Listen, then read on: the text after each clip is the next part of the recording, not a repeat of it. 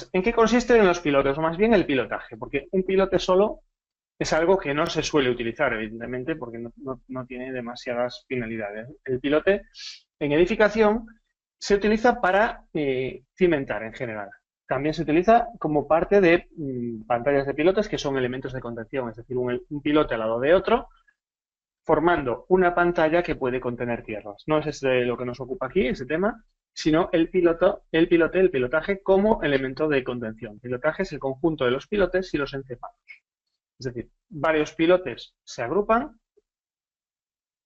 y encima tienen un dado de concreto que concentra las cargas, se llama encepado o cabezal.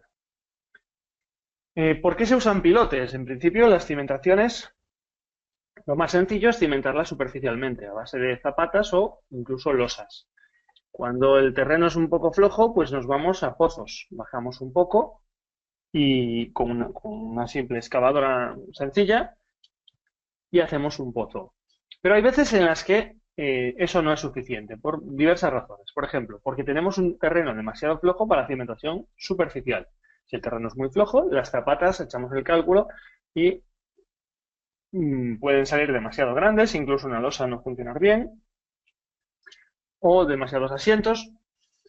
Esa es otra razón. Podemos tener una limitación muy estricta de asientos, aunque el terreno no sea demasiado flojo. Si por alguna razón los asientos son muy, muy estrictos, imaginemos, por ejemplo, algunos edificios industriales donde apenas podemos tener asiento porque cierta maquinaria no lo admite. Y si tenemos esas limitaciones, los pilotes suelen tener asientos mucho menores que las zapatas. Otra posibilidad, por ejemplo, la limitación de la incidencia sobre cimentaciones adyacentes. Cuando tenemos una edificación como esta, la carga en verde, al cargar sobre el terreno puede ocasionar un asiento en las edificaciones que están cerca. Sobre todo si son edificaciones frágiles, podemos tener problemas. Hace poco subimos al blog un post sobre el efecto en el caso de esas cimentaciones superficiales en el caso de zapatas y en el caso de losas. Vemos que a pesar de la mala fama que se llevan las losas, las zapatas también transmiten unas fuerzas muy importantes. En el momento que estamos transmitiendo aquí arriba, siempre vamos a tener un asiento generalizado del terreno y eso puede afectar a las edificaciones adyacentes. Vamos a intentar evitarlo. Una manera es poner pilotes. Los pilotes nos llevan la carga más abajo y entonces no tenemos tanto ese problema. Otro motivo para poner pilotes es tener esfuerzos de tracción. Por ejemplo, cuando tenemos un edificio muy esbelto, el viento puede hacer que tengamos en una parte compresión y en otra tracción. Evidentemente hay que componer el esfuerzo del viento con el efecto de las cargas propias, del peso propio, vamos, sí, sobre todo el peso propio porque las cargas vivas pueden no estar. Entonces, peso propio y cargas muertas, componemos todo eso y en algunos edificios nos puede salir que estas columnas están traccionadas. Entonces, el pilote es una manera de hacerlo, de resolver eso. O a veces en edificios pequeños, tipo pabellón, nave, galpón, cuando el viento es muy fuerte, podemos tener también ese problema. Perdón, no era esto lo que quería. Podemos tener el problema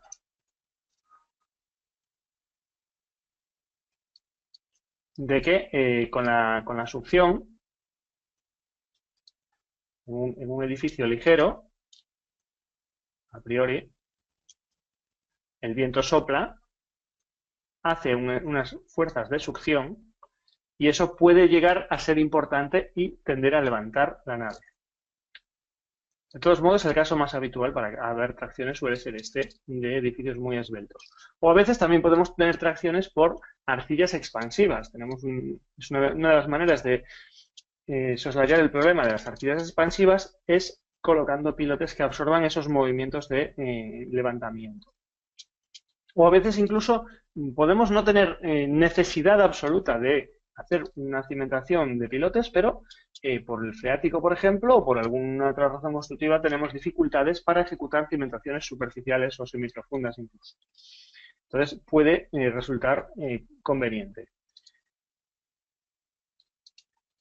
Los pilotes son incluso más adecuados cuando tenemos cargas elevadas y concentradas. O dicho de otra manera, si tenemos que pilotar, también puede convenir tener concentrar las cargas, hacer que las cargas sean más grandes. En el caso del edificio a la izquierda, tenemos solo 3 filas de columnas, en el de la derecha tenemos muchas más, aquí tenemos mucho más concentradas las cargas, se suelen aprovechar mejor los pilotes. Porque ejecutar todos estos más pequeños es complicado. Pero al revés, cuando tenemos cargas muy bajas, a veces el pilotaje es una complicación. Por ejemplo, supongamos un edificio industrial, puede ser bastante complejo hacer pilotes. A veces pues, podemos llegar a mejoras de terreno u otras soluciones. También ocurre lo mismo cuando tenemos que los pilotes necesitan demasiada longitud. Tenemos 25 metros, 15, 25 metros puede ser, pero ya si tenemos que hacer 40 o 50 metros, la cosa se pasa un poco, ¿no? Sí. Entonces, puede ser conveniente cambiar de solución en vez de pilotes, utilizar soluciones más superficiales como mejoras de terreno, etcétera. Y otro campo bastante habitual de los pilotes y particularmente de los micropilotes es el recalce en cimentaciones ya existentes. Ese tema tampoco será objeto de esta charla. Vamos a hablar siempre, en este caso, de pilotes de obra nueva. En recalces lo que más se utiliza actualmente ya son micropilotes por su capacidad de perforación, porque se pueden colocar elementos más pequeños, más fáciles de acoplar a la cimentación existente, por la maquinaria, etcétera. Entonces, para calcularlos, pues nos basamos siempre en la normativa, pero veremos que normalmente en las normativas hay muchas cosas que no cubren. Empezamos por la versión, digamos, americana. En esta charla vamos a centrarnos un poquito, quizá vamos a intentar hacerlo doble Europa-América, pero se va a notar un poquito más por motivos normativos que vamos a hablar un poquito más en europeo.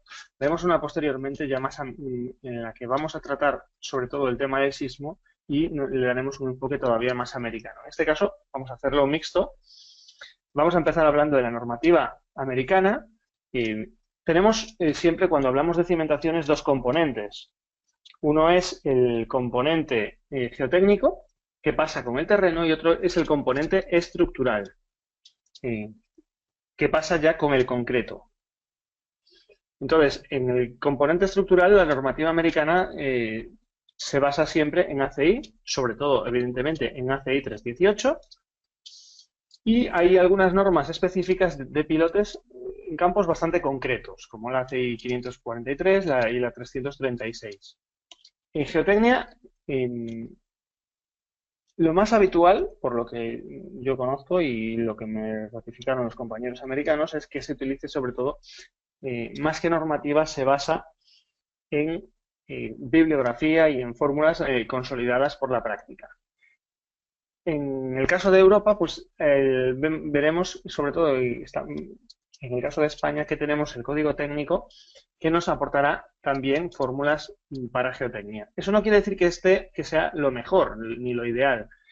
El problema de los códigos es, digamos, una comodidad un poco peligrosa. El código nos va a dar unas fórmulas, una manera de trabajar,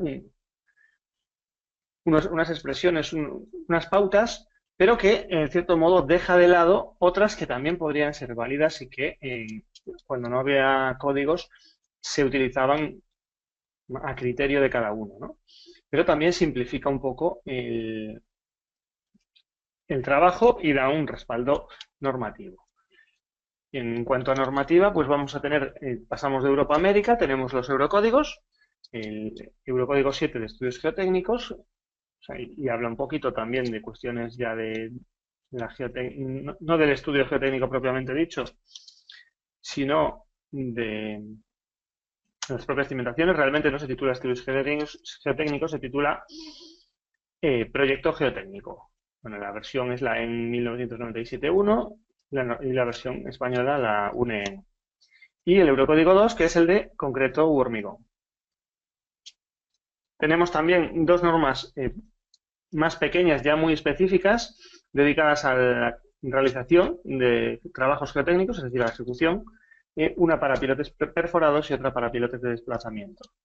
Y vamos aquí ya a la norma en la que más nos vamos a basar, el documento básico del código técnico, el documento básico seguridad estructural cimientos. El código técnico es, por decirlo de alguna manera, la norma que aglutina todos los documentos normativos relativos a edificación en España. CTE es Código Técnico de la Edificación. Es la base, se divide en varios documentos básicos. Los de seguridad empiezan todos por SE, el documento básico SE es el de seguridad en general, y luego algunos que tienen la letrita, el documento básico SEA, el de acero, SEC, el de cimentaciones. Y luego, para el caso del concreto, deriva a la instrucción EHE, que actualmente está vigente la versión EHE 08. Es la norma o código vigente en España para concreto. Estas dos normas son, bueno, el documento básico es específico para edificación, la EHE es genérica para todo tipo de obras de hormigón o concreto, pero en cuanto a cimentaciones tenemos también algunas normas que nos pueden ayudar, como son la guía de cimentaciones en obra de carretera, la RON, que son recomendaciones de obras marítimas, y el pliego de prescripciones PG3 para puentes y otras estructuras. Estos no son normas obligatorias y mucho menos en edificación, son guías, pero nos sirven en muchos casos para la edificación. A veces hay que cogerlas con cierta cautela, se nota de dónde vienen, es decir, la guía de cimentaciones de obra de carretera, pues es para carreteras. Está pensada la mayoría de las veces pues para elementos como los puentes, o la ROM, que está pensada para puertos. Pero hay muchas cosas que son comunes. Un pilote es un pilote en todas partes. Otra cosa es que cuando ya están pensando en grupos de pilotes, evidentemente cuando tenemos un puente tenemos muchísimos pilotes o un puerto, mientras que en cimentaciones de edificios vamos a hablar de pilotes pues, de 1, 2, 3, 4 pilotes, a veces incluso alguno más, pero nunca de pilotes de 20, o sea, de encepados de 20 pilotes. Estas normas, en principio, tienen un ámbito de aplicación solo en España. El CTE es obligatorio y la EH08. Estas normas son voluntarias, son guías. Me quedaba por comentar también estas otras, que son las NTE, en cierto modo, iba a decir que están derogadas, pero realmente nunca fueron obligatorias, entonces no le vamos a llamar derogadas. Las NTE son unas normas que se publicaron en España por el Ministerio allá por los años 70, que eran normas con un carácter muy, muy práctico, basadas casi siempre en cálculos a base de tablas y unas explicaciones muy concretas, todo muy ordenado. Son tres las dedicadas a pilotes, la CPI, pilotes in situ, CPP, pilotes prefabricados y CPE, encepados. Estas capturas están tomadas de la página geotecnia.com, donde está una recopilación interesantísima de todas estas NTE. Insisto, eran normas muy prácticas, pensadas para aquellos tiempos en los que la capacidad de cálculo además era muy limitada y se hacían de manera sencilla. Y en toda esta normativa, en principio, está planteada cada una en su zona, es decir, las NTE fueron pensadas para España, nunca fueron obligatorias para España y como recomendaciones que son, como cualquier otro libro que podamos pensar, se puede aplicar en cualquier otro lugar. Lo mismo de estas guías, el código técnico y estas normas que son europeas en España no son de aplicación obligatoria, pero se pueden aplicar y en América se pueden aplicar igualmente. La ACI, la obligatoria, es la 318, pero solo afecta a la parte de concreto. Bueno, es obligatoria, es decir, la mayoría de las normas y códigos latinoamericanos todos los de concreto están basados en ACI 318.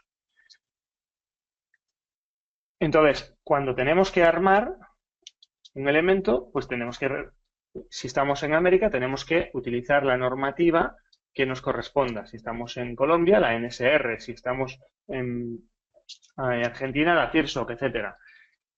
Casi todas están, insisto, basadas en la ACI 318. Hasta hace poco había alguna excepción, que era, si no recuerdo mal, Bolivia, pero ya la normativa nueva de Bolivia está basada en ACI 318. La CIRSOC le pasó lo mismo, estaba basada hasta hace unos años, las CIRSOC de los 80 estaban basadas en las DIN alemanas, pero las actuales, las numeradas como 2015, que fueron aprobadas en el 13, están ya basadas en ACI. Entonces, pero esto solo es a efectos de armado. Generalmente, las normas, la mayoría de las normas nacionales no contemplan las cuestiones geotécnicas. Entonces, lo que vamos a hablar aquí sigue siendo aplicable estemos donde estemos, porque aunque esté recogido formalmente en el código técnico o en la guía de cimentaciones de obras de carretera o en la ROM, son fórmulas y procedimientos que están recopilados de alguna manera de la bibliografía. Se nota, por ejemplo, cuando un libro es español reciente o es americano o español previo al CTE, en que cuando se pone una fórmula en un libro actual se hace referencia al código técnico y si no es actual o es americano, se hace referencia a que si es la fórmula de Bessick, la fórmula de Mellenorf, etcétera.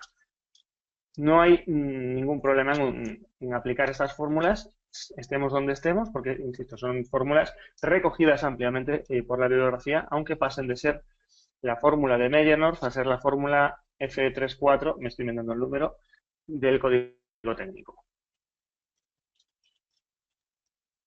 Bien, cuando vamos a hacer un proyecto de pilotes, una de las primeras cosas, como en todos los proyectos, es tener un estudio geotécnico.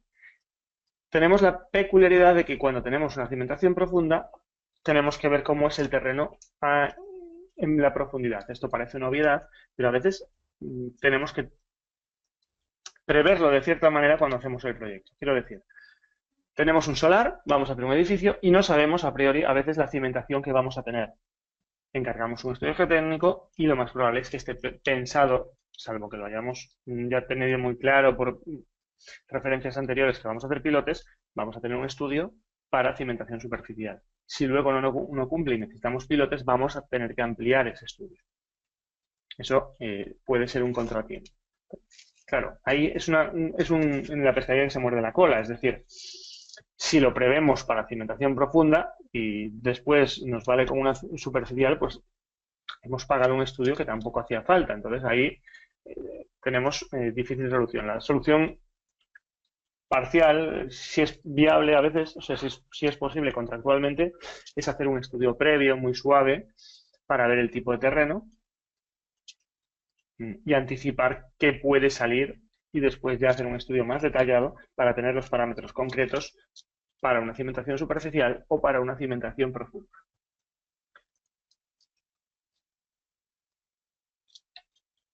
Bien, tipos de pilotes.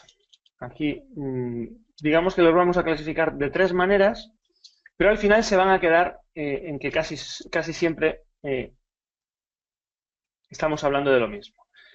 Según el material, podemos tener pilotes de madera, pilotes de acero o pilotes de concreto. Y los pilotes de concreto se pueden hacer prefabricados, o bien de concreto armado o pretensado, o bien hacerlos in situ, es decir, ejecutarlos en el propio terreno. Entonces, según el procedimiento constructivo, tenemos desplazamiento de hincados, es decir, aquellos que se clavan, o de extracción, aquellos que se hace el agujero y se hace el pilote. Y luego algunos tipos intermedios. Y finalmente, según el procedimiento de fabricación, prefabricados o in situ. Pero al final, como decía, acaban siendo las mismas clasificaciones. Según el material, vamos a ver en verde todo lo que es prefabricado, vamos de abajo arriba. Los prefabricados se colocan por hinca, es decir, se clavan en el terreno y van a ser de madera, de acero o de hormigón prefabricado. Porque evidentemente no se puede hacer in situ. Como mucho se podría ejecutar en la propia obra fuera del agujero y luego levantarlo y clavarlo. Pero eso ya sería prefabricado, aunque fuera en la propia obra, cosa además muy rara, ¿no? Entonces, cuando son de desplazamiento, son prefabricados y son de madera, de acero o de hormigón prefabricado. Y cuando son, entonces entramos en la parte roja del cuadro, son ejecutados in situ, pues van a ser de hormigón in situ y tienen que ser de extracción, es decir, hacemos un agujero y lo rellenamos de concreto. Bien, una vez que tenemos una visión general de los tipos de pilote, vamos a ver cómo los vamos a calcular, qué comprobaciones vamos a hacer.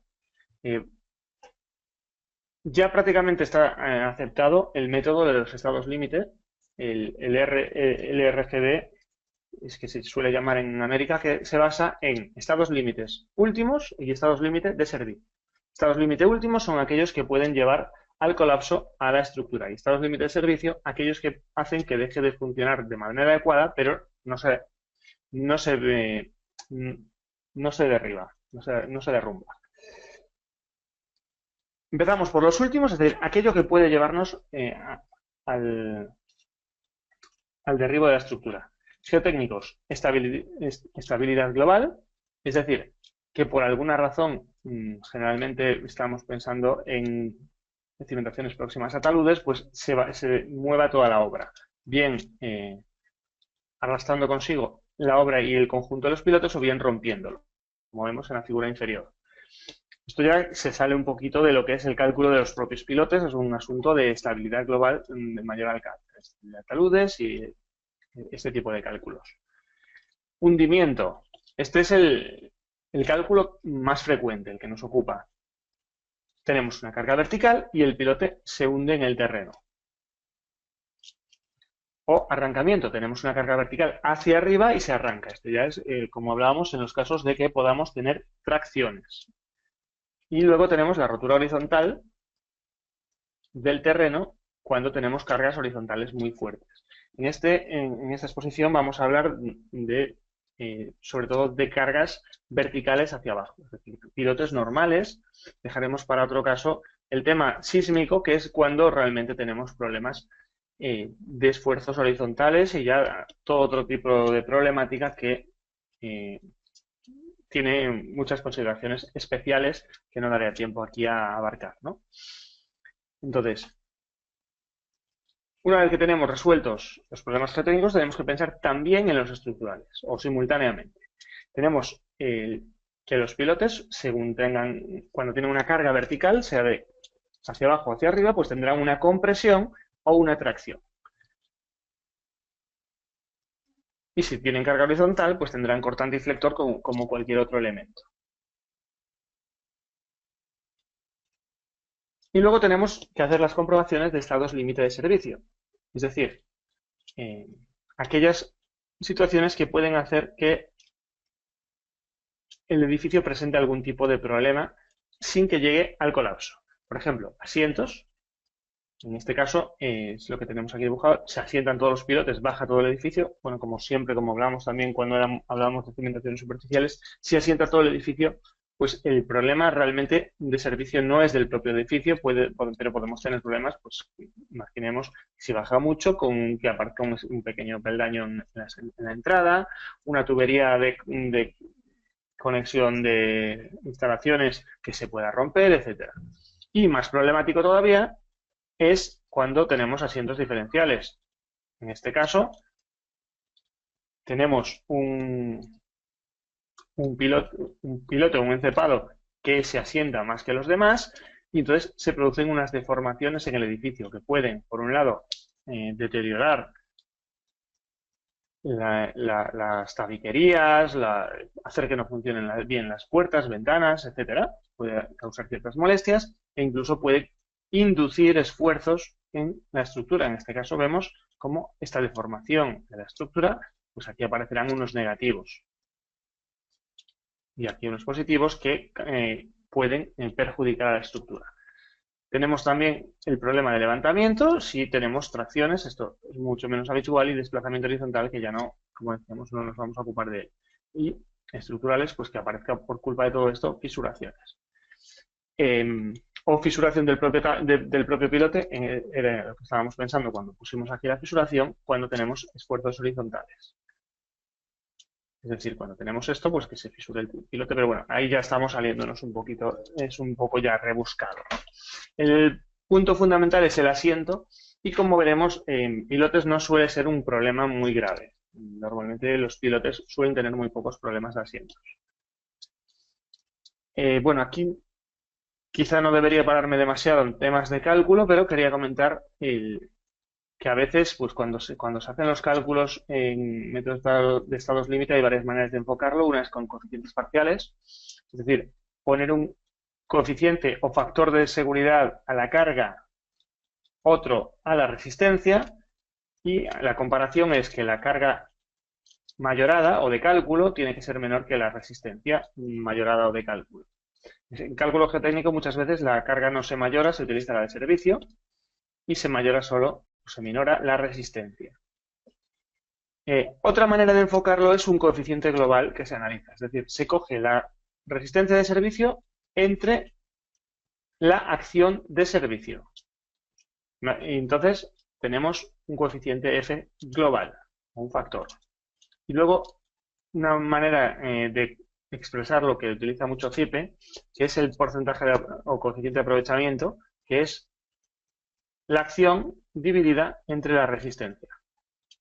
Vamos a verlo con un ejemplo. Supongamos un pilote que en el que cargamos 600 kilonewtons y, en principio, de servicio tenemos una resistencia de 2400. Lo más sencillo, coeficiente global. La resistencia entre la acción es 4. Es decir, tenemos un factor de seguridad global de 4. Bien, otra manera de enfocarlo, pues vamos a multiplicar la acción por 1,5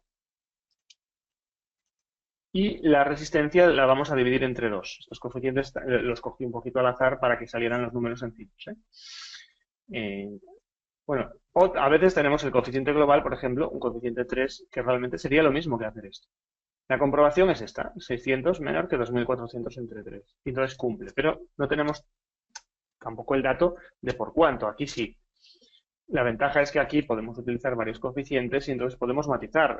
Ese es lo que tienen los estados límite, que nos permiten aplicar varios coeficientes, uno a las acciones, otro a las resistencias, y entonces podemos jugar con más parámetros y manejar mejor la incertidumbre. Y este es el método con CIPE, 900 entre 1200. Cogeríamos estos valores, los valores ya mayorados y minorados, entonces el porcentaje sería un 75%. La ventaja que tiene esto es que nos da bastante la idea de cómo estamos en cuanto a seguridad, si estamos cerca o lejos. Aquí vemos que un 75% pues aún teníamos bastante más margen. Bien, vamos entonces a ver las acciones y la resistencia. Las acciones sobre los pilotajes van a ser cargas verticales. En este caso, cuando hablamos de carga estamos pensando hacia abajo. Luego tenemos la tracción, cortante y momento. Hemos resaltado la carga vertical porque es de la que nos vamos a ocupar ahora. Y hay otras acciones que podemos tener, como es el rozamiento negativo, que consiste en que cuando tenemos un suelo muy, muy flojo, el suelo tiende a sentarse él solo, roza a los pilotes y tiende a llevarlos hacia abajo. Y a veces tenemos empujes horizontales porque tenemos edificios próximos u otro tipo de cargas, y esas cargas sobre el terreno generan tensiones horizontales que pueden afectar a los pilotes. No nos vamos a ocupar ahora de todo esto, porque si no, evidentemente, no nos daría tiempo a exponer el cálculo general de pilotes. Entonces, ¿en qué nos vamos a centrar? En el estado límite de hundimiento, en la comprobación de compresión, que veremos que llamamos tope estructural, y en el asiento, siempre referido a carga vertical. Vamos a hablar entonces primero del hundimiento. Primero del pilote aislado y luego de qué pasa cuando tenemos un grupo. Entonces aquí entramos en un clásico que vamos a ver los mecanismos resistentes por punta y por fuste, son los básicos, y diferentes tipos de métodos de cálculo que vamos a poder utilizar. Punta y fuste, ¿qué ocurre? Pues que cuando cargamos un pilote, transmitimos una carga al pilote, el pilote intenta clavarse y la punta lo va a impedir. Se forman unas zonas en las que se incrementan fuertemente las tensiones, unas plastificaciones. Hay muchos modelos de representación de este fenómeno para calcularlo. Este está tomado de la guía de cimentaciones de obra de carretera. Una zona más activa unos 3 diámetros hacia abajo, que influye, pero también por encima de la punta, ese terreno influye en esa resistencia. Esa es una manera de trabajo del pilote y la otra es la resistencia por el propio fuste. Si nosotros queremos hundir el pilote, hay un rozamiento entre las paredes del pilote y el terreno que hay que vencer.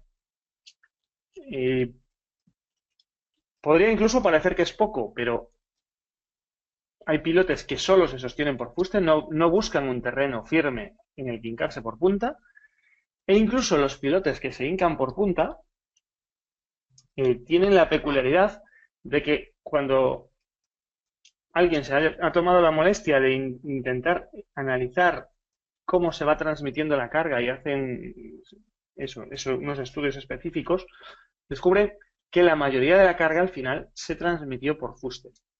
Y de hecho, para conseguir movilizar las cargas por punta que nos dan las normas, pues hace falta un asiento bastante grande. Sin embargo, a efectos prácticos se suele aceptar un cálculo por punta y por fuste. Bueno, se suele aceptar, pero hemos visto antes, perdón, vuelvo atrás, 3 métodos de cálculo, pruebas de carga analíticos y pruebas y cálculos sobre la base de ensayos de penetración. Los métodos que las normas suelen dar y la bibliografía como recomendables son las pruebas de carga. Es decir, se asume que los métodos que podemos tener no van a ser nunca muy precisos y que la mejor manera, si queremos realmente saber cuánto van a aguantar los pilotes, es hacer una prueba de carga. Ir al terreno, mejor que sea el propio terreno y no un terreno parecido, hacer unos pilotes de un tamaño como los que vamos a ejecutar para minimizar los problemas de escala. Claro, también podemos hacer unos más pequeños, pero tendremos que hacer esas correcciones por la escala. Entonces ya tenemos más incertidumbres. Y entonces cargarlo. Hay varias maneras, hay pruebas estáticas, consisten, aquí vemos, se colocan estas vigas, aquí hay unos pilotes que trabajan a tracción, esta viga tremenda y un gato hidráulico que va a empujar el pilote que está aquí en el centro, que es el pilote ensayado. Cuando el gato aprieta, empuja el pilote hacia abajo, evidentemente eso supone una reacción hacia arriba en esta viga y por eso hay que tener estas otras bien ancladas al terreno. O a veces, en vez de tener esos anclajes, lo que se hace es con peso. En cualquier caso, vemos que es una paramenta bastante importante. Y hay otras más sencillas que son las pruebas dinámicas, que son a base de golpeos. Todo esto implica, por supuesto, un tratamiento estadístico posterior. Aquí vemos la propuesta del CTE. Lo que quería observar de esto es que cuantas más pruebas hagamos, mejor. Es decir, aquí nos dice, la resistencia será la mínima resistencia media entre este factor epsilon 1 y resistencia mínima entre este factor epsilon 2. Vale. Si tenemos una prueba de carga, pues el factor va a ser 1,40. Entonces, nos va a dividir por bastante la resistencia. Cuantas más tengamos, menos, y a partir de 5, pues ya no tenemos ni que corregirla. Es decir, cuantos más ensayos, mejor. ¿Problema de los ensayos? Una, evidentemente valen dinero. Y dos, a veces no es solo cuestión de dinero, que en obras grandes se amortiza, en obras pequeñas es muy difícil, es decir, una obra de 15 pilotes, si tenemos que montar todo este tinglado, tenemos que hacer un pilote, tenemos que hacer toda la maquinaria, etcétera, un lío. Pero además del problema directamente del coste, tenemos el problema de la gestión y de la forma de contratación. Es decir, cuando estamos haciendo el proyecto, posiblemente no podamos disponer de lo necesario para hacer la prueba. Las pruebas no pueden ir, una prueba de este tipo, difícilmente va a ir a coste del propio proyecto, tendrá que ir sobre como porcentaje en el coste de la propia ejecución, si no costaría más la prueba que el propio proyecto, ¿no? Entonces, esas pruebas, cuando estamos haciendo el proyecto, difícilmente las vamos a poder hacer. y se pueden hacer ya cuando está contratada la constructora, ya puede poner maquinaria, etcétera, pero no siempre podemos hacer ese tipo de gestiones. Bueno, entonces, ¿qué tenemos? Pues tenemos métodos analíticos, habíamos visto, lo llamamos analíticos aquellos que se basan en los parámetros de Mohr-Coulomb, es decir, en el ángulo de rozamiento o fricción y en la cohesión. Entonces, y vamos a basarnos también en los ensayos de penetración, sobre todo en el SPT. Bien, empezamos por los analíticos. Partimos de una mentira, pero que es una mentira que más o menos funciona, que es que la resistencia es igual a la resistencia en punta más la resistencia por fuste. Es mentira porque realmente no se llega a producir siempre esa resistencia por punta y fuste tal y como la calculamos, pero es verdad porque más o menos se va comprobando que funciona. Esto es algo común en estructuras, es decir, muchísimas de las fórmulas que tenemos asumidas realmente son a nivel de detalle mentira y a nivel de resultado ciertas. Es decir, imaginemos, por ejemplo, el típico cálculo a flexión que hicimos toda la vida. Tenemos un bloque de compresiones que tiene una forma determinada. Hablamos del diagrama parábola rectángulo, del diagrama rectangular. Nadie sabe realmente cómo es. Hubo muchos diagramas a lo largo de la historia, del siglo XX sobre todo. Hay un texto muy, muy bonito de ACI recorriéndolos todos. Vale, pero no se sabe muy bien. Y sin embargo, al final, pues el resultado de la resistencia a flexión pues se parece. Pues estamos en un caso parecido. No sabemos muy bien cómo se distribuye la carga entre punta y fuste, pero aplicando estos métodos parece que dan buenos resultados. Entonces vamos a ver estos métodos para roca, para arcilla y para arena. En el caso de arcilla tenemos que contemplar dos casos: corto plazo o condiciones no drenadas y largo plazo o condiciones drenadas. ¿Qué ocurre?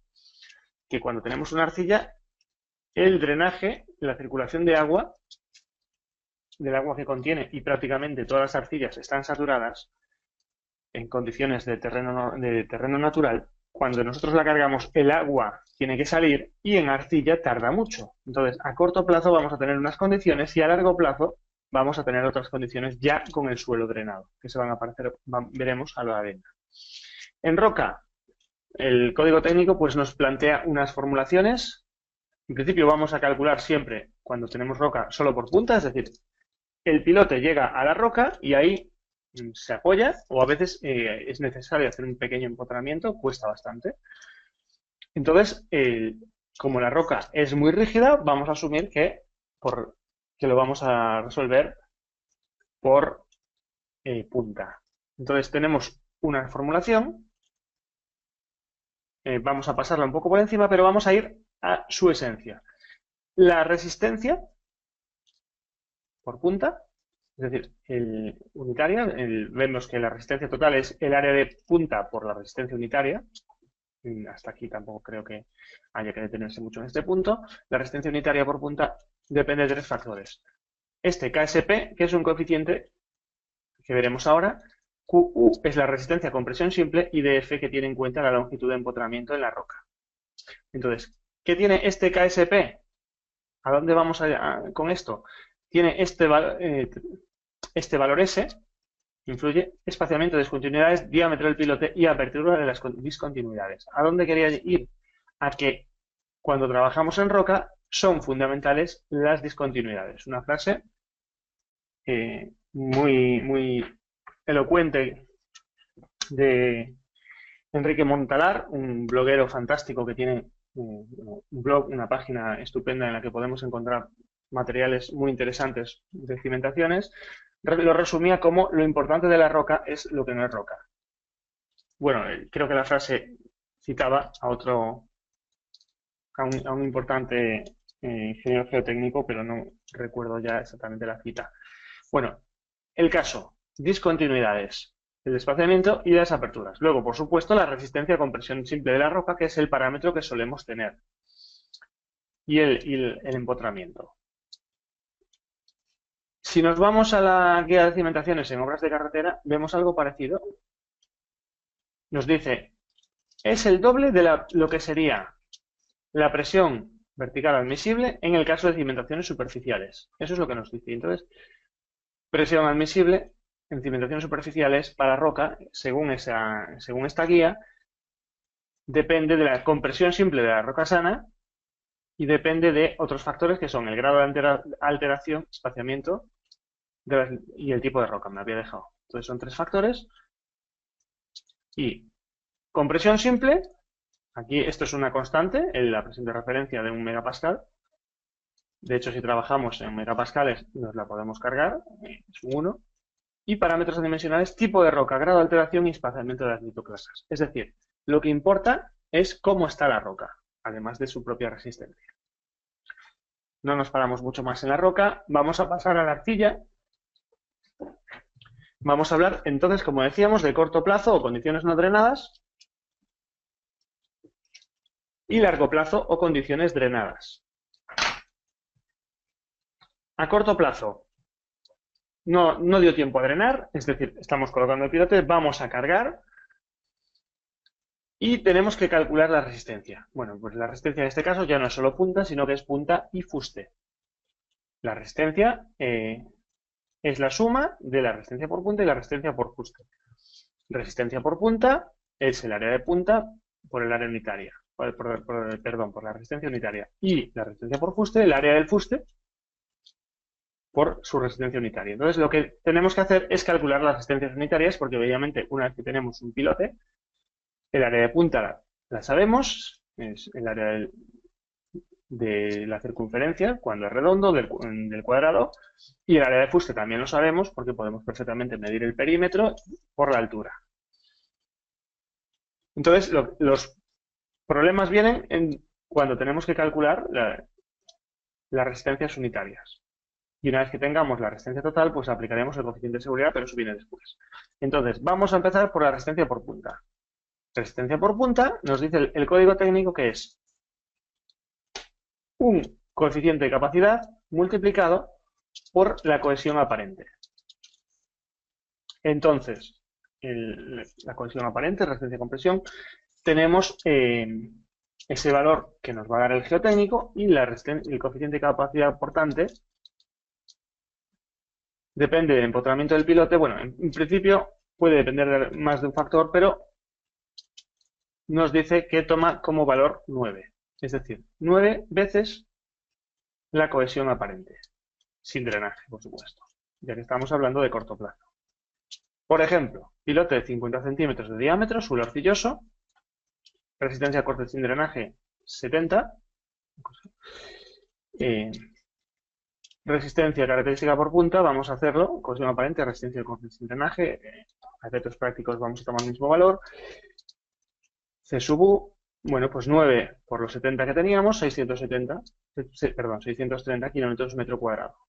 Área de la punta, como es de 50 centímetros, 0,20 metros cuadrados, resistencia por punta 124 kilonewtons. Aquí hay un pequeño matiz. La guía de cimentaciones de obras de carretera pues matiza un poco más el valor en función del diámetro. Dice 1 menos diámetro entre 3, no más de 2 tercios, multiplicado por 9 ese valor. Es decir, un valor FD que se multiplica por 9 y casi siempre va a ser menor que 1.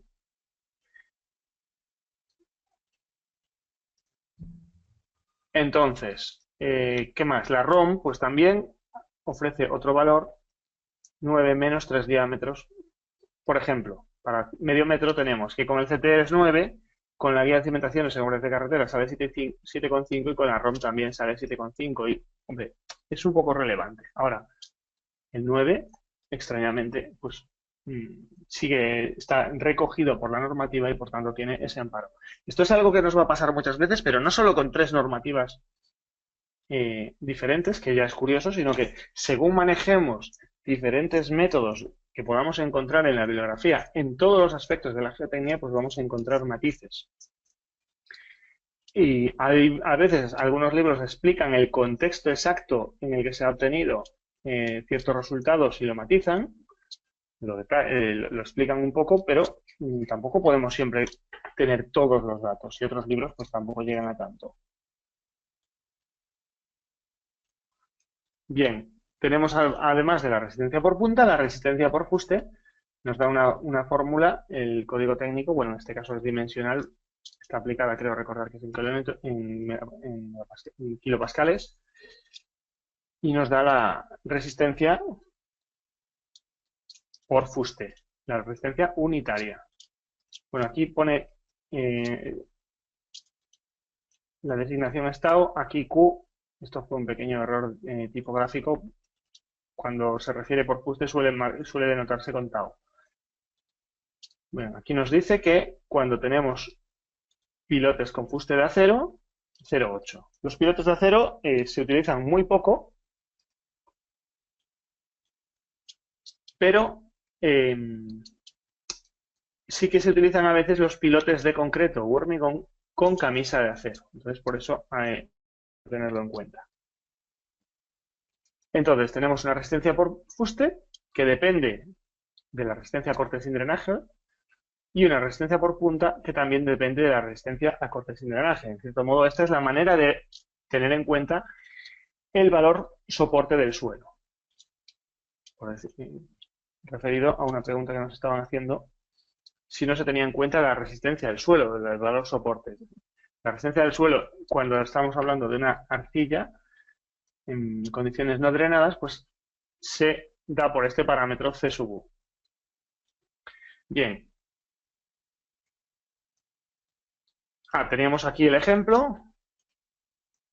Antes vimos la resistencia por fuste de un pilote, 50 centímetros de diámetro y 70 kilómetros metro cuadrado de resistencia al corte.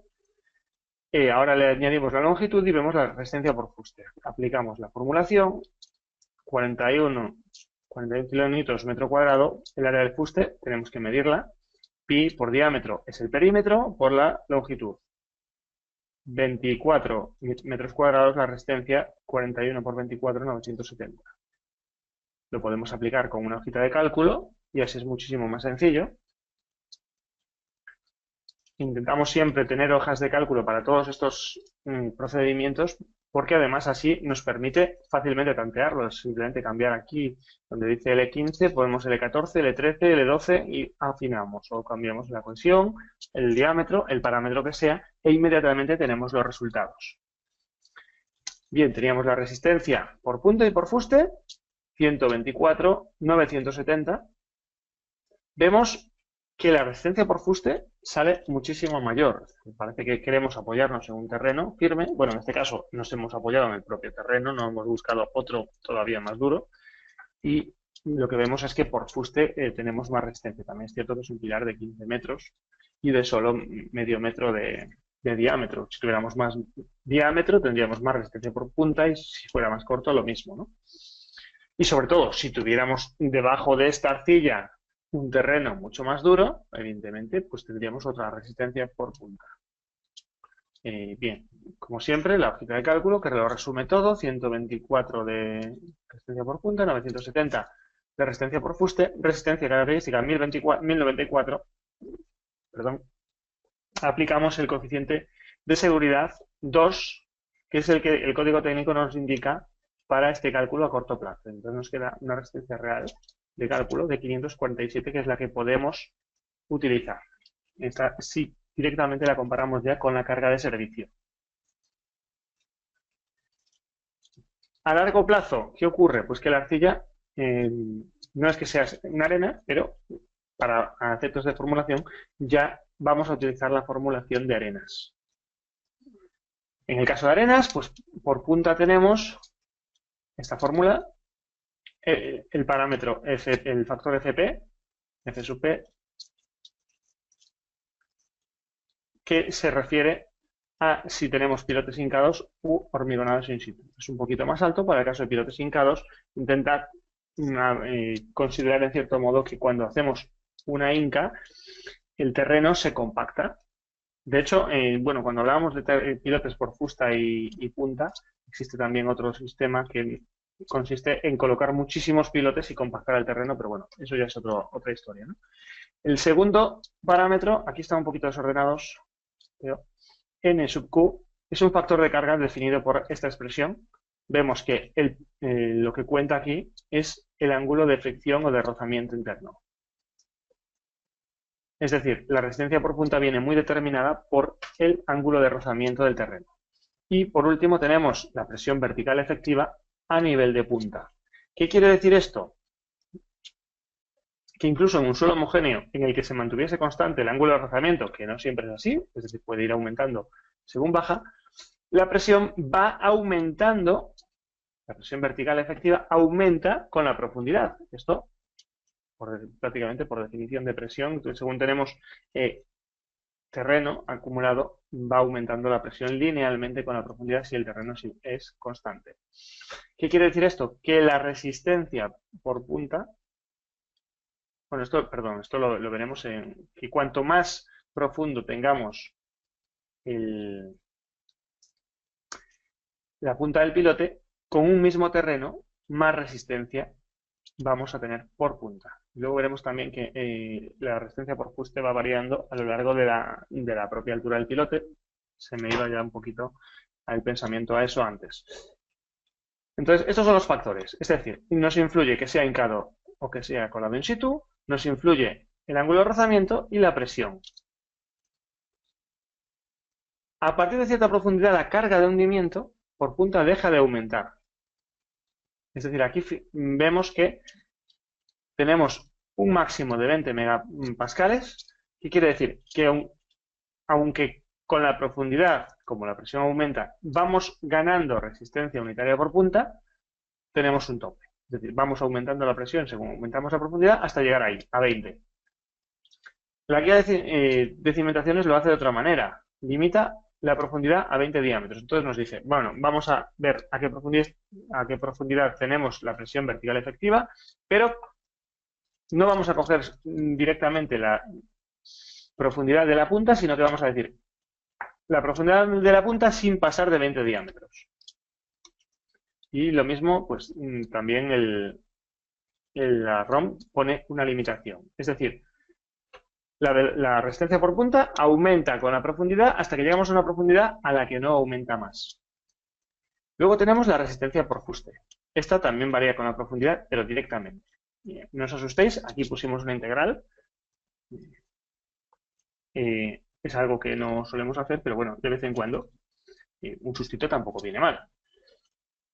¿Qué quiere decir esto? Integral entre 0 y L, es decir, a lo largo del fuste, la resistencia unitaria por el diferencial de área. Es decir, en cada punto del fuste vamos a tener una resistencia a fuste distinta. Insisto, aquí pone tau, podría poner Q. Una resistencia a fuste diferente. Según aumenta la profundidad, tenemos distinta resistencia a fuste, aunque luego esa integral se resuelve muy fácilmente, acaba siendo un producto. O también podemos coger y decir, bueno, en un tramo determinado tenemos una resistencia a fuste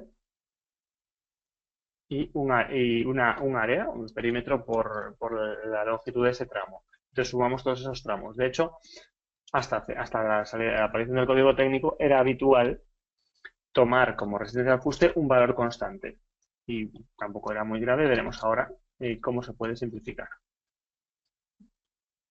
Bien, vamos allá. ¿Cómo se calcula la resistencia al fuste? Tenemos 4 factores. El primero, presión vertical efectiva al nivel considerado. Es decir, a 1 metro tenemos una presión y, por tanto, la resistencia a fuste será un determinado valor. A 2 metros tenemos lo doble de presión, ya será lo doble. Irá aumentando con la presión.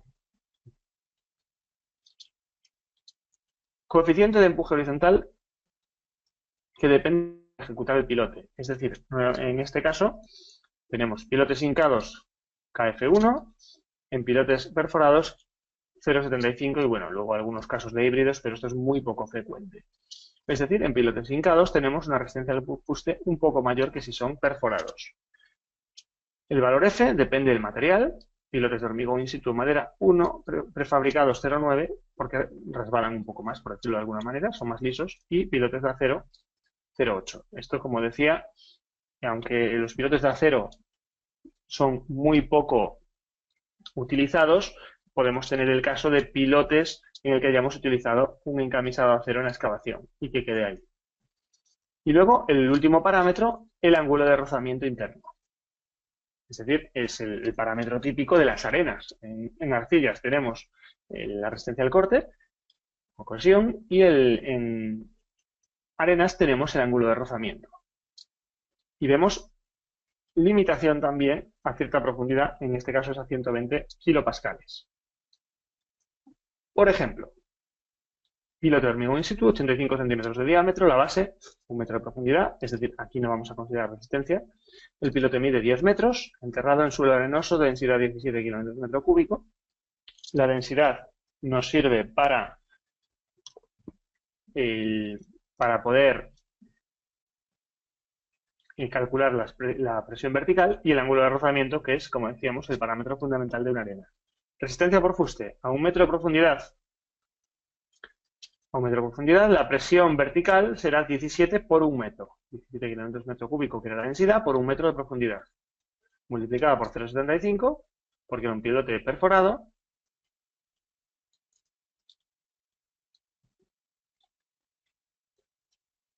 Aquí tenemos KF1. Como es un pilote de hormigón in situ, va a ser F también 1. Y la tangente de 28 grados, perdón, estamos aquí arriba. Entonces, a 1 metro la resistencia es 6,78 kilómetros por metro cuadrado. A 11 metros aplicamos lo mismo, pero tenemos mucha mayor presión vertical, 74,57. En ningún caso se superan 120 kilómetros, la distribución va a ser lineal, es decir, el único parámetro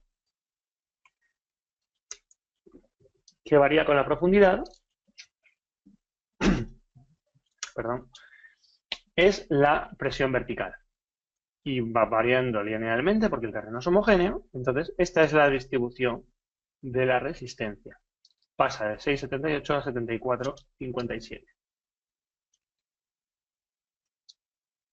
Lo que decíamos antes, si tomáramos una resistencia media, es decir, una resistencia del punto medio, pues de 40, 41 prácticamente, entonces solo tendríamos que hacerlo muy sencillo, 41 por el área, pi por diámetro por longitud, y ya tenemos la resistencia total, 1086. Bueno, todo esto lo podemos resumir en una hojita de cálculo: diámetro, profundidad de la cabeza, longitud del pilote, tipo de pilote, y directamente se cambian estos factores, peso específico del suelo y ángulo de rozamiento. Bueno, la hoja que nos permite pues ir tanteando diferentes profundidades, diferentes diámetros. El peso específico y el ángulo de rozamiento se supone que no lo vamos a poder tantear mucho porque el suelo está ahí. Y entonces tenemos aquí el cálculo completo del pilote del que estábamos hablando. Es decir, no habíamos hecho antes, había omitido el cálculo de la resistencia por punta, que depende del factor de capacidad de carga.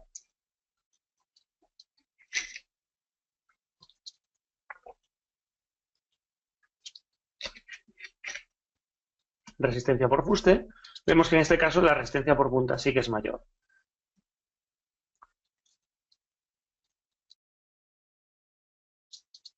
Bien. Cálculo de la resistencia de hundimiento y en este caso el factor estrés. Es decir, se suma resistencia por fuste más resistencia por punta, 3.900 más 1.086, pues son 4.900 entre 3.664, que es la resistencia del pilote a hundimiento.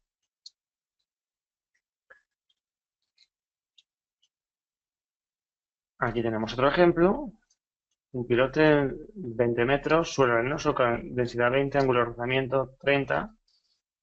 La resistencia unitaria, en este caso, ¿por qué ponemos este otro ejemplo? Pues porque aquí ya la resistencia, si aplicamos la formulación, a esta profundidad de 20 metros nos va a pasar de 120, nos va a ir a 182.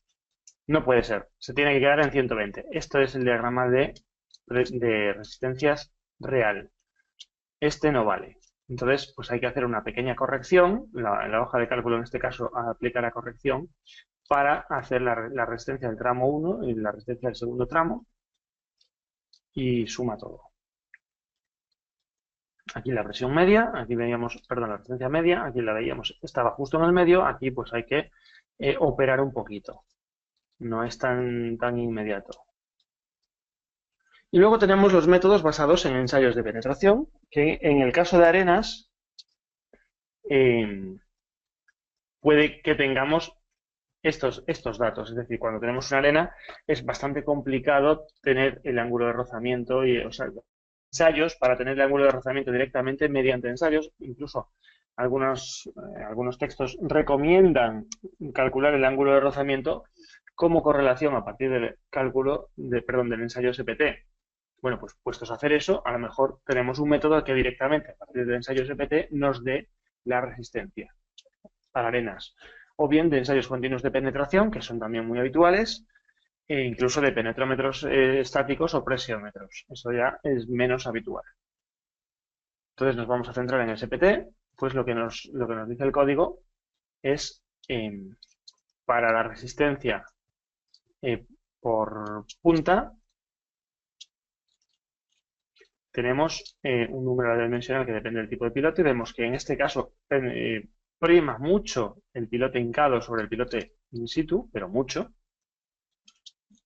Y el valor del SPT, que bueno, hay que tomar la media activa en la zona activa inferior, es decir, 3 diámetros hacia abajo, 6 diámetros hacia arriba en la zona pasiva superior, y evidentemente tiene que ser el SPT corregido. Bueno, no nos vamos a detener ahora en las correcciones del SPT, pero tiene que ser el corregido. No se utilizarán además índices superiores a 50. Es una limitación que pone en plan, cuando llegue a cierto punto, pues no vamos a aumentar esa resistencia.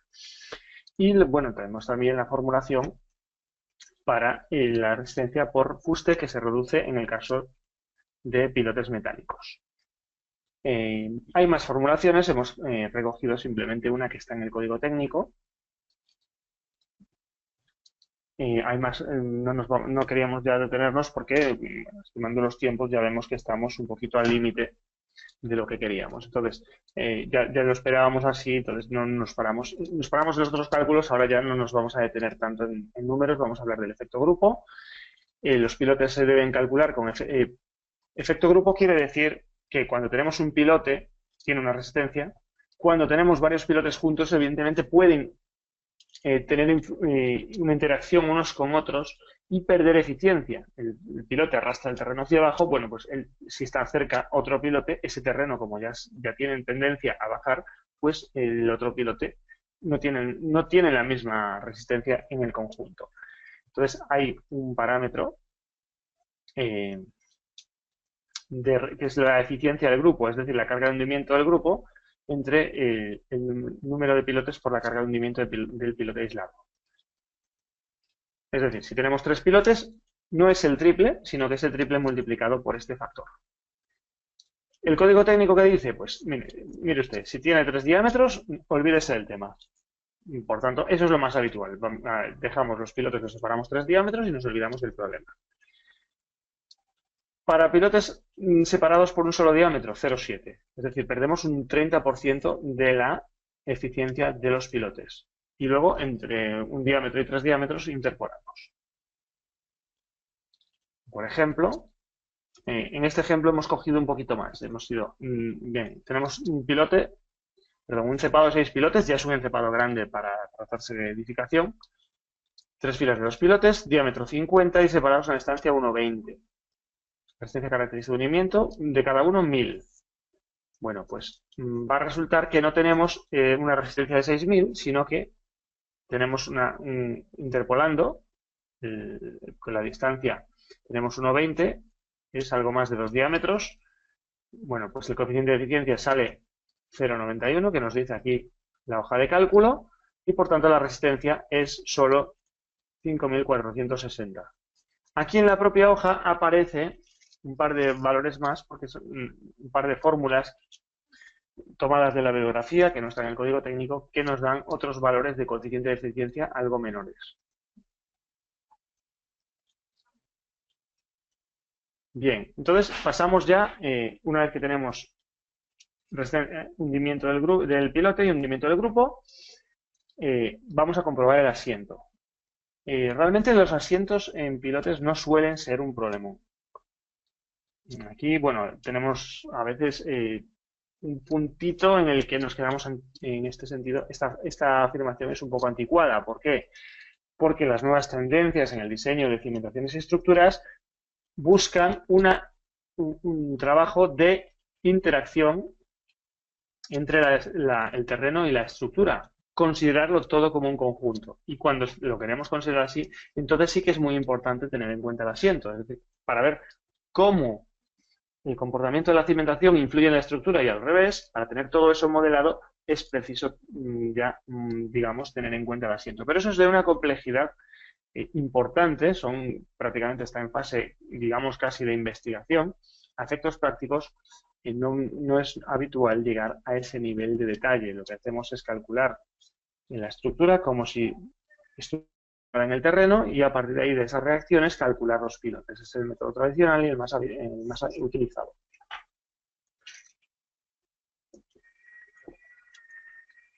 Entonces, para un pilote aislado, el código técnico no se moja mucho, asumiendo que no suele ser, insisto, no suele ser un problema, y cuando lo es, ya nos dice que mejor hacer pruebas de carga, pues nos dice que 1% del diámetro más el acortamiento elástico del pilote. El acortamiento elástico quiere decir que cuando cargamos el pilote, es un pilote de concreto, tiene una carga como cualquier elemento estructural, cuando se le aplica una compresión, tiene un acortamiento.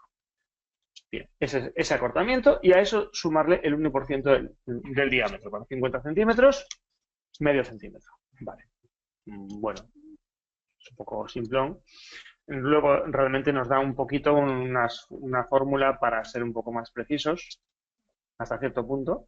Aquí tenemos esta fórmula que nos viene a decir asiento del pilote aislado, diámetro entre 40 veces la resistencia calculada del pilote. Es decir, un poco extraño esto de mezclar los asientos con las resistencias a hundimiento. Pero bueno, insisto, son simplificaciones que hace en este caso la normativa, porque es bastante difícil además conocer el comportamiento real del pilote en el terreno. Y luego aquí, pues esto es el acortamiento elástico. Aquí vemos la longitud. L1 es la longitud fuera del terreno, L2 es la longitud dentro del terreno. En pilotes de edificación vamos a tener siempre todo dentro del terreno. Entonces va a ser esta, la L2 la que mande, por un parámetro que depende del tipo de carga. 1 para pilotos que trabajan por punta, 0,5 para pilotos que trabajan por fuste, y nos da también una interpolación para casos intermedios. Insisto, es un poco extraño que está hablando en un cálculo de asientos de resistencias límite, resistencias de hundimiento, pero bueno, así está la normativa. Y bueno, todo esto multiplicado, por supuesto, por la carga. Por ejemplo, pilote de 65 centímetros de diámetro, 15 metros de longitud, enterrado, como suele ser en edificación, es decir, el L1 es nulo. No es nulo, por ejemplo, esto es raro que aparezca precisamente en el código técnico, sería normal que apareciera quizá en la de carreteras y sobre todo en la de puertos, el valor del L1 cuando tenemos pilotes en el mar, por ejemplo.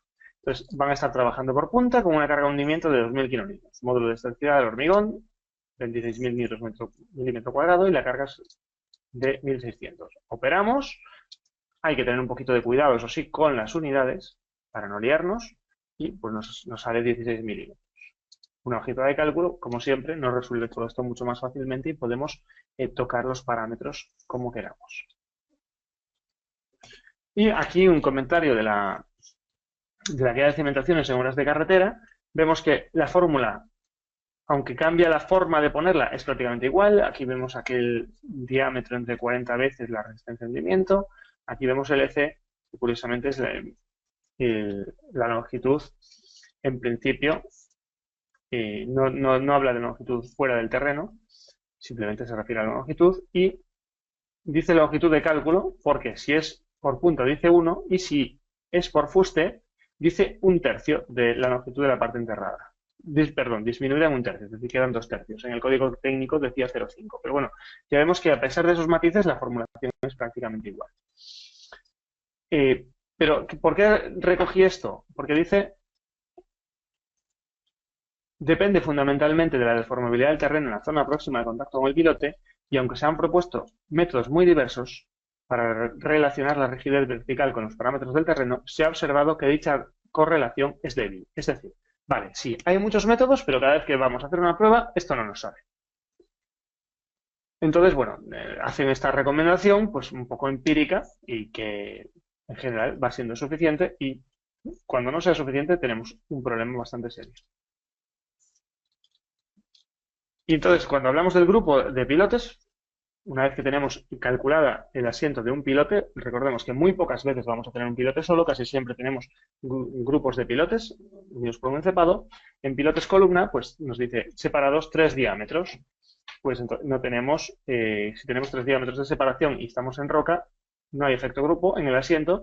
Y si no, lo que tenemos que hacer es un pequeño ajuste, un poco curioso también, que nos dice, vamos a hacer una equivalencia a que fuera una cimentación superficial, pero apoyada a determinada profundidad. Nos dice la profundidad, que en caso de punta es directamente la longitud total, en caso de fuste la mitad, y si en caso de pilotes mixtos, o sea que trabajan por punta y fuste, pues hay que hacer la correlación como vimos antes para el valor alfa. Y nos dice también que podemos aumentar las dimensiones del grupo, hacerlo más grande, según el tipo de apoyo. Bien, esto sería la zapata equivalente. Aquí vemos, en el caso de fuste aumenta un poco, en el caso de punta no, bueno, hace una equivalencia aquí y nos dice, bueno, pues una vez que tenga eso, calcule usted como si fuera una zapata ahí colocada. Vale. Perdón. Entonces, ¿por qué tampoco se moja demasiado los códigos en esto de los asientos? Bueno, porque lo que acaba diciendo es, los cálculos asociados al estudio de cimentaciones profundas son poco precisos y por ello la realización de pruebas de carga in situ resulta especialmente recomendable. Deben realizarse sobre lo que decíamos antes, sobre pilotes de tamaño semejante, longitud y diámetro, a los que vamos a los que esperamos colocar, porque en principio se supone que si los estamos calculando todavía no lo sabemos muy bien. Y, por supuesto, en terrenos semejantes, y bueno, lo mejor es hacerlos ya directamente en el pilote que vamos a ejecutar. Esto ya es la máxima utilidad, dice, pero por supuesto no lo podemos romper. No vamos a romper el pilote que vamos a dejar en cimentación, pero podemos hacer un estudio de deformabilidad. Entonces, cuando queremos hacer un estudio de deformabilidad, incluso podemos colocar el pilote en el mismo sitio.